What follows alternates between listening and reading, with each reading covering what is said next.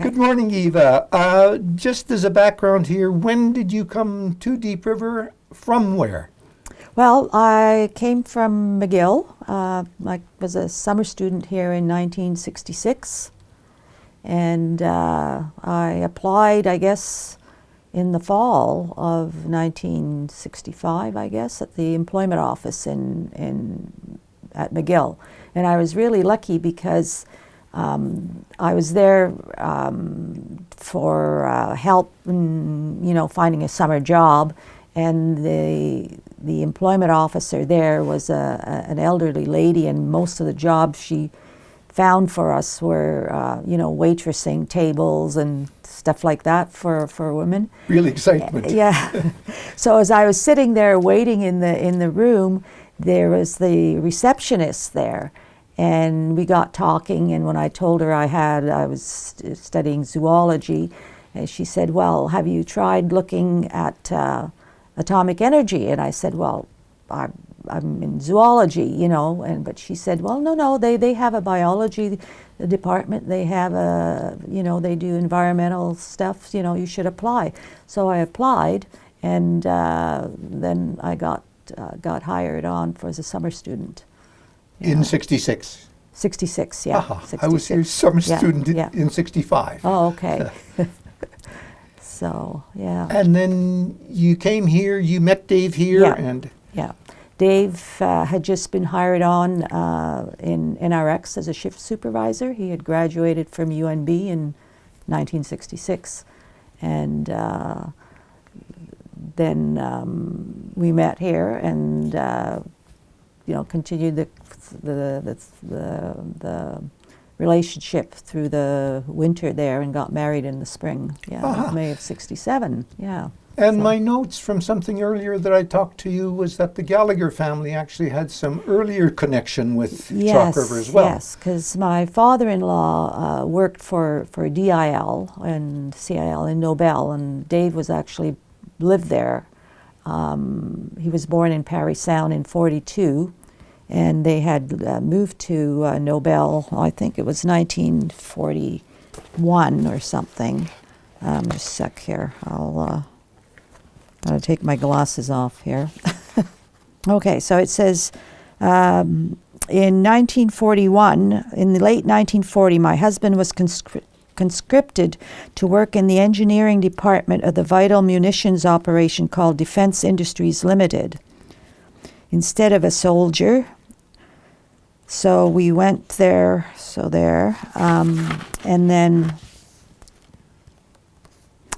and Donald was next transferred July 1941 to the manufacturing site of the vast munitions plant at Nobel. It was populated by folks like us, sort of like that, I don't know, so there. And then the vast defense industries plant at Nobel was built across the road from the existing commercial explosive plant owned by Canadian Industries Limited. CIL was the largest chemical company in Canada and had the know-how to operate and manage DIL for the government. This was done for a fee of $1 a year. We won't worry too much about fine details. It's just the fact that, in fact, he was working for DIL, who really then organized and through Fraser Brace built all the facilities in Chalk River. Yeah. In 1945 began a strange period when Donald told me one day he had to go away, but couldn't tell me where. He was headquartered in Montreal and was allowed home every third weekend or so. He would phone me from strange places, sometimes in the middle of the night, and he couldn't tell me where it was, what town. The town was nameless. For a year this went on, and during this time the children and I enjoyed life pretty much to the full in Nobel. And then it says, then one evening after supper we were floating blissfully in the boat in front of the cottage, close enough to hear the evening news on the radio. The children were fishing, the sky was pink and pearly mauve. There was a new moon rising, and then I heard the dreaded news. God, dear God, could it be true? Hiroshima, how could men do this to this fabulous, beautiful world? And all at once I knew, of course, Donald had been an expediter. He'd been sent all over the map of the United States and Canada, digging up little bits and pieces of machine shop items. None of these men knew how these pieces fitted together. They were sent here and there for particular little bits of this and that, and never knew how they all went together, nor what they were for. He carried with him always a locked briefcase, gun inside, and one terrible night in Toronto he accidentally lost the briefcase. The RCMP were all over him in a flash, and fortunately the briefcase was lost for not too long, and his gun and books were restored before anybody found out about the boss. He had been at work on the Manhattan Project, and all of a sudden the whole world knew what had been going on. The age of atomic energy for both war and peace had begun.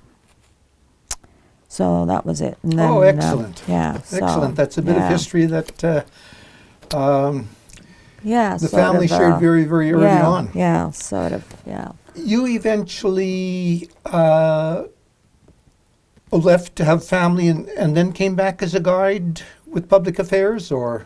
Yeah, no, I had, I applied again the year we married, for the year we were married, but then I got accepted, but I decided not to take the job because Dave was working shift as a shift supervisor, and that wouldn't have worked out very well, you know, sort of thing. So no, we had, we lived at 8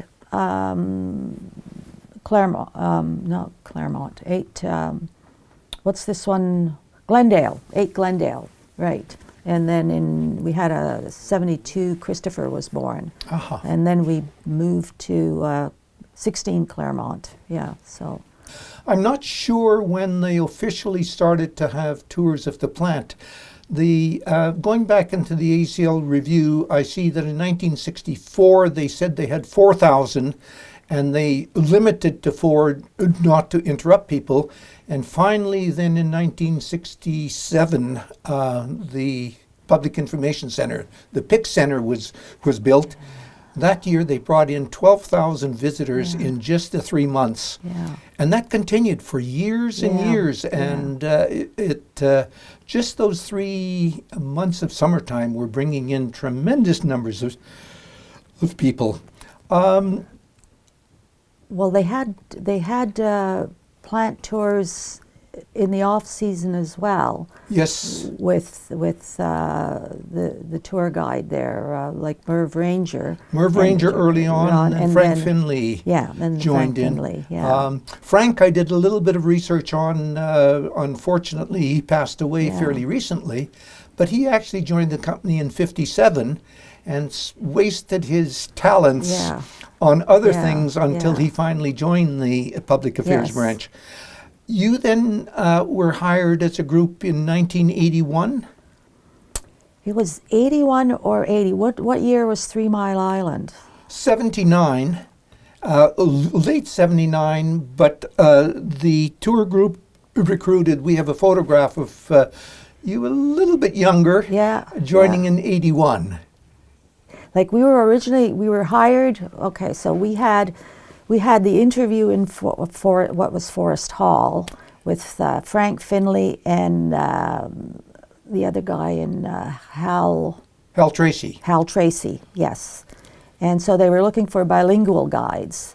So that was my big in, because I could speak French growing up in Montreal. And so not all the guides were bilingual, because they had trouble finding enough bilingual guides. And that's what they told us at the interview, was they were hiring, and this was done sometime in like October, November, and or September, somewhere around there.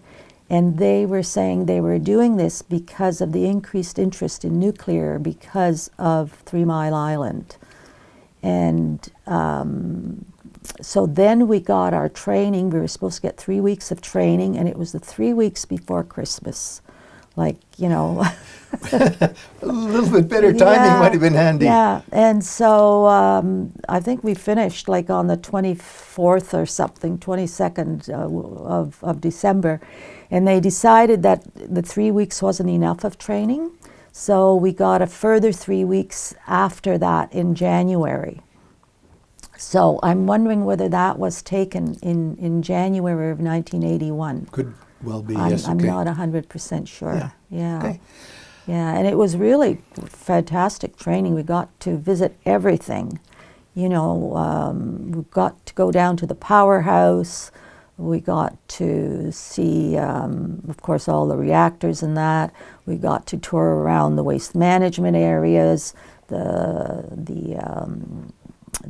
Perch Lake, going around Perch Lake. You know, even things that we wouldn't even think of touring. Right. You know, sort of the machine shops and stuff like that. So we got a complete picture of what was going Good background. on. Yeah. Yes. Yeah. Frank Finley was one of the most enthusiastic and friendly people you could ever have. What are some of your recollections of Frank? Well, he was certainly a hard act to follow. That was what we all said, because he always gave the introductory talk, you know, to the groups. And of course, he was full of jokes and everything. And then you had to go out on tour and give all these boring, you know, statistics and stuff like that. So it was a lot of fun. He really had a way with people of encouraging people to get interested in nuclear energy, and he had a great impact on the nuclear education in Renfrew County, and at the universities and that. You know, we had Madawaska High School would come all the time. Opiongo High School would come. The one high school that never came to science classes was Mackenzie. Huh. They never came. And I understood it was because the science teachers felt that the kids already knew everything because their dads worked there, which was totally wrong, you know. The only classes that came from Mackenzie were things like the French immersion, well, that was from grade 6, or some other sort of specialized group that wasn't, you know, science. Right. Yeah, so I don't know whether maybe the teachers felt intimidated, or I don't know. But it was really too bad because everybody else came. We used to get Upper Canada College. They came every year and they would stay overnight. One of the really great schools that came was Immaculata High School in Ottawa, and they came for a 2-day tour.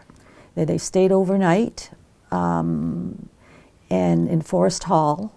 And we had sort of specialized tours, in-depth things, you know, to show them sort of things. And I know one year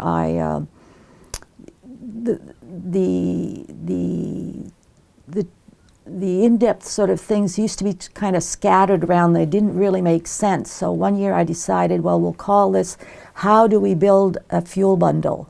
And we sort of went through all the steps. You know, you ended up with all the sort of things we usually see, but we put it in sort of a cohesive thing, so you ended up with a fuel bundle ending up with testing it at NRU. So that sort of gave them a bit of a better thing.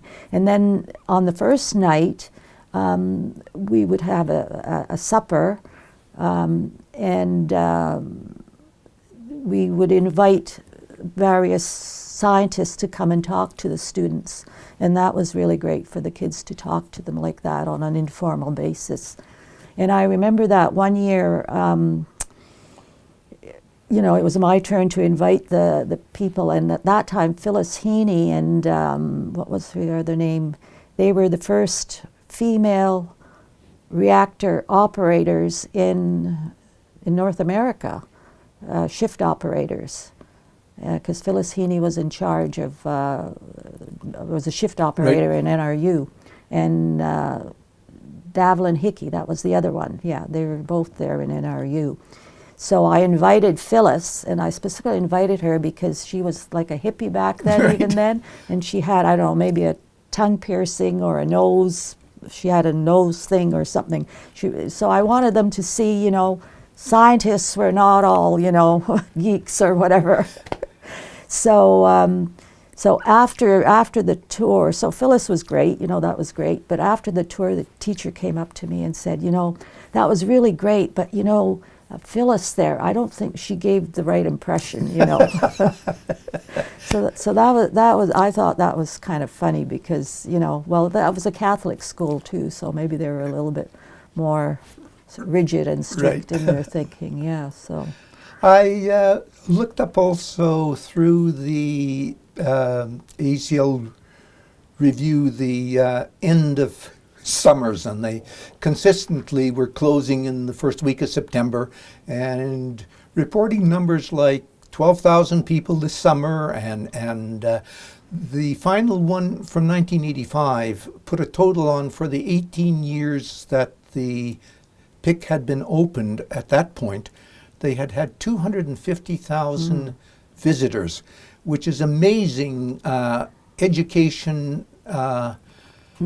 job that was able to be done for the not just Canadian public but world public of what Can-Do was. And it just reminds me that since 2001 we've been closed for 21 years without anything at all. Yeah. How huge a group of people we've been missing with that. In addition to the summer tours, there were then a lot of school tours during the season.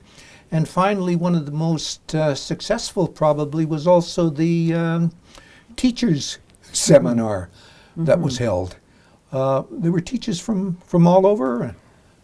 there was mainly Ontario, but I was trying to think of that. But I think there were teachers from all over.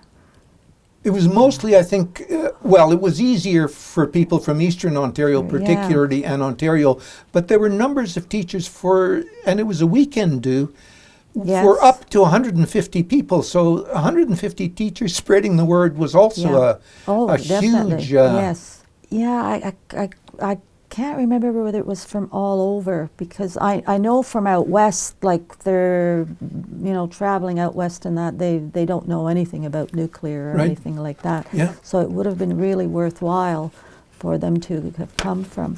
But the teachers were really good.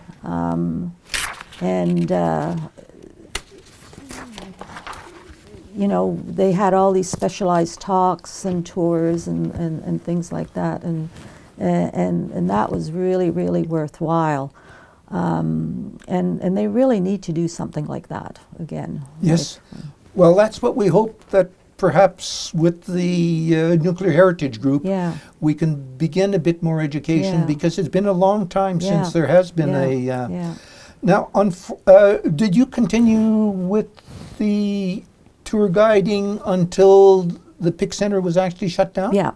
And that was with 9/11. A couple of other things that I'll just go back a little bit with the tours. At that time, we were paid, I think, $3 and something an hour, and we were casual part-time, so we were just called in whenever. Right.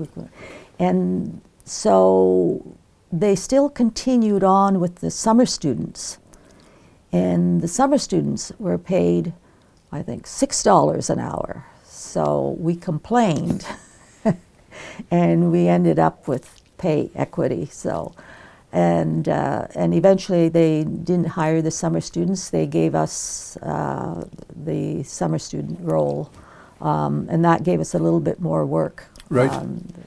But we were still always casual part-time. And so I had another part-time job, and that was on the switchboard. Okay. And just as an aside, I had an interesting conversation. This was during the 50th anniversary, I think, of ZEEP, I think, or something, when we had an open house at the plant, and I was working the switchboard or something, and one of the people came through. She was an original switchboard operator at the plant back in 1945. And she actually lived across the river from the plant that I guess now is owned by Cam Hilborn. Oh yes, okay. The thing. And she, for schooling, she would board in Chalk River. And they would cross the river by car in the wintertime. They could go back. Okay. But one year, one of the cars sank, and it was a Model T, she said, and maybe it's still down in the river. I don't know whether it ever got recovered. They would have had to avoid the outlet from the reactors where there's an open area always there during the wintertime. It's just the circulation and the slightly warmer water. Yeah. Oh, very good. And, oh yes, because I was on the switchboard, working on the switchboard when 9/11 happened. And I remember them calling from the PIC, you know, or somebody saying, you know, this has happened in New York, and you know, there's been an attack on the Twin Towers, and I phoned Dave. I said, you should turn on the TV, and he said, oh yeah, what? I said, well, no, you really should. It's really it's terrible, and so he did. And I remember Italia Cecco, she was working that day as a tour guide, and I think they just hustled them all back to the visitor center. But her son-in-law lived in he was had a room in the bottom of the World Trade Center or something. But he was out of it, and he was okay. But she was really worried that day. Right. With that. The 9/11 event eventually quickly brought an end to all the public tours.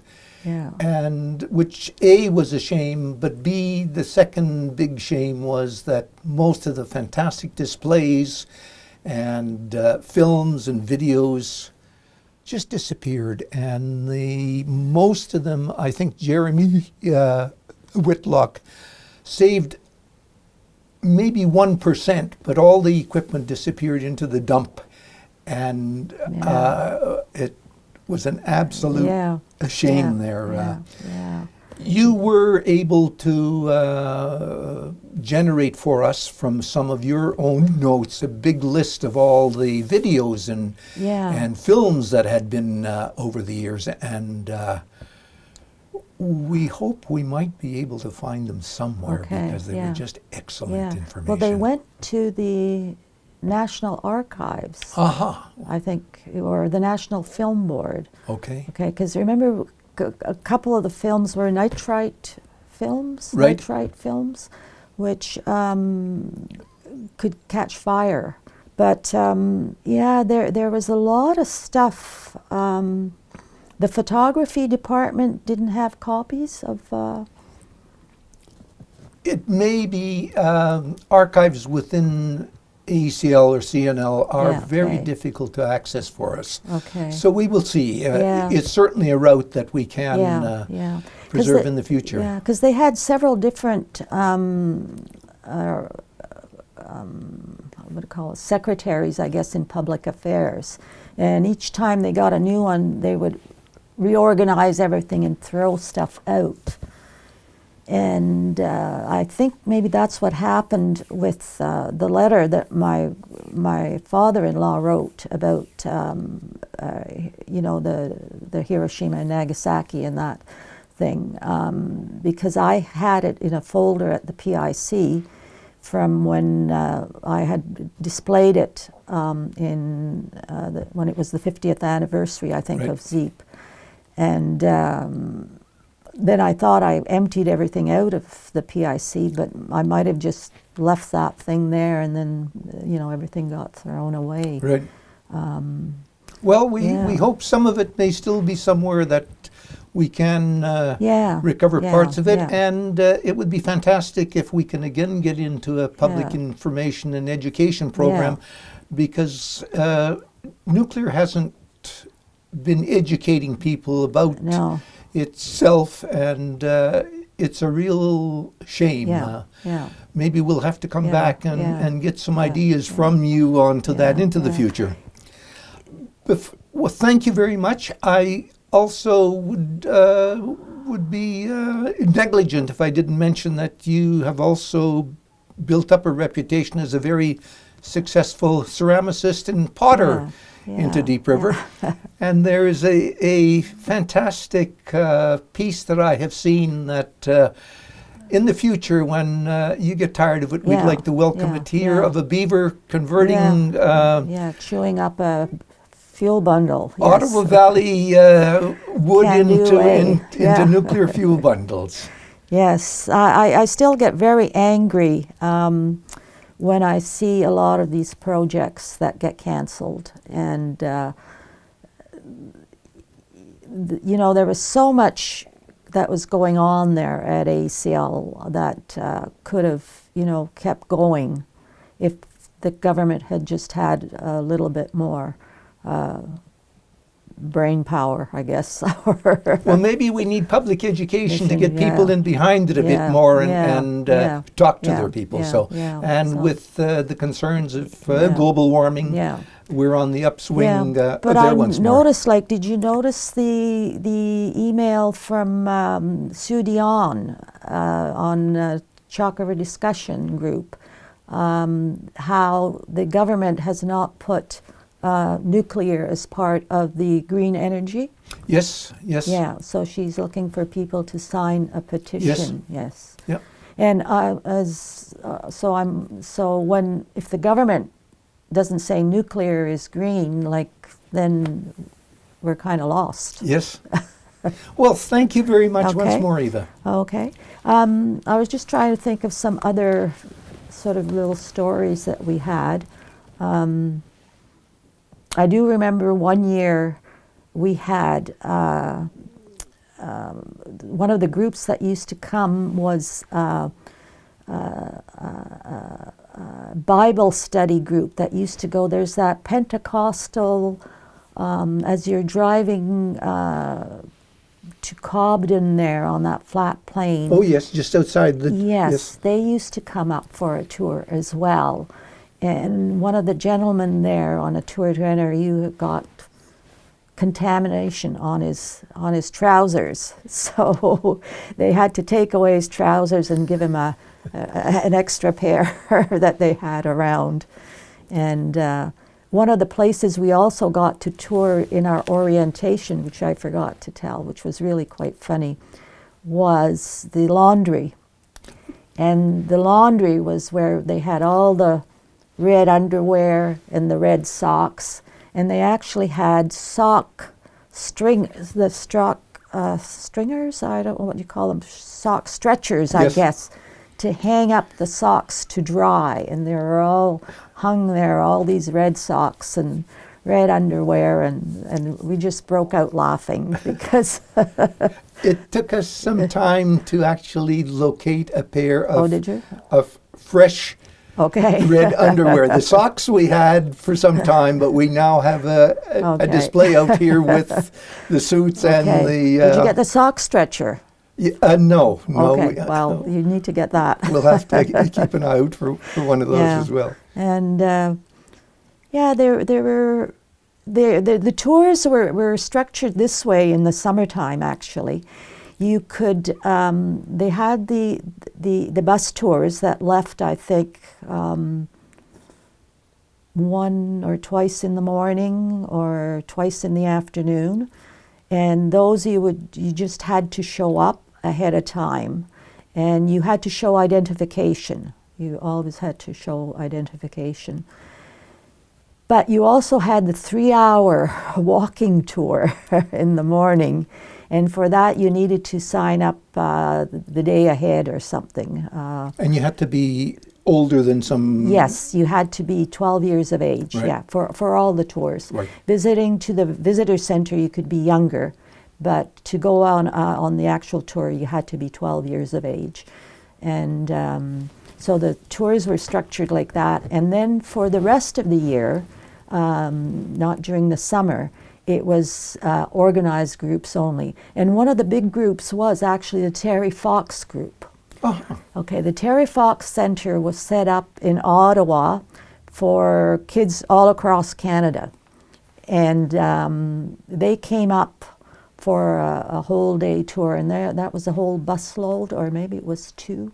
There were about 100 kids, so it must have been there were two busloads of kids that would come. And they would tour, again, you know, the whole area. We'd do a special sort of tour for them, and they'd have lunch in the cafeteria and that. So and that was really great because that got to kids from all across Canada rather than just Ontario. Yeah, McGill University came. You also probably did an annual tour with the Science Academy people too, who were here for a long time. Yes, we did the Science Academy. So those were kids from all across Canada too.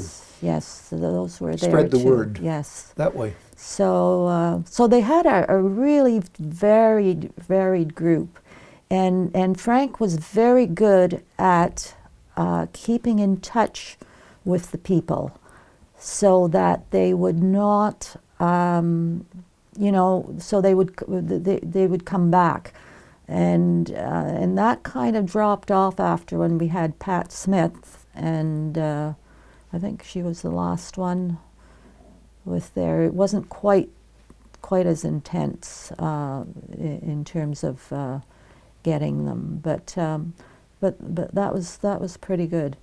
Yeah, he was an exceptional person. He really related to kids as well, and simplified things for people, and really made it interesting. And the tour guides didn't stay there that long because it was, I guess the only people the original person that was still there was Lois Friedman at the end, out of the 16 that were there. And there were sort of, I think, 2 or 3 hires after that to bring the group up. We never actually had 16, but I think there were usually around 10 or so that were there. A number of them I noticed then found that is an in-way for seeing the jobs on the boards and then picking up other jobs at the plant. Yes, that was it. Yeah. Emily Lamont was one person.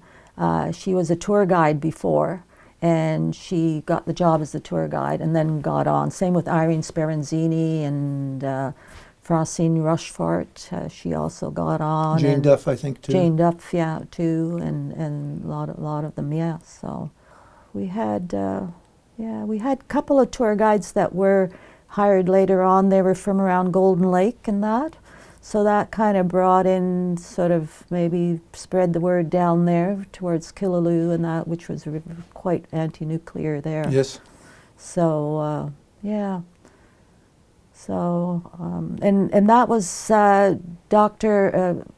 Doug De La Matta was the high school teacher that would come year after year from Madawaska High School. And he was really good. He was a physics teacher. And, yeah, so anyway, so that was well, about excellent. It. Yeah, I think we've covered an awful lot of ground. Yeah. Eva. Thank you.